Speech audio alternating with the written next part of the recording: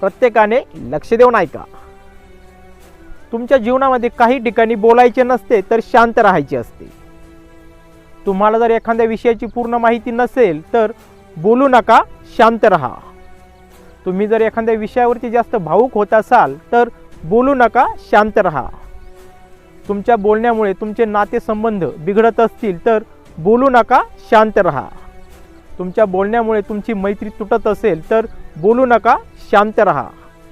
तुमच्या बोलण्यामुळे कुणाचे मन दुखत असेल, कुणाला त्रास होत असेल तर अशा वेळेस बोलू नका, शांत राहा. तुमचे बोलणे जर जोरात असेल तर बोलू नका, शांत राहा. माणूस ज्यावेळेस जन्माला येतो त्यावेळेस तो लवकरच बोलायचे शिकतो, पण कोठे बोलावे व कोठे शांत राहावे, कोठे काय बोलावे व कोठे काय नाही बोलावे हे समजता माणसाचे पूर्ण आयुष्य जाते. तरी देखील काही माणसांना हे समजत नसते. धन्यवाद.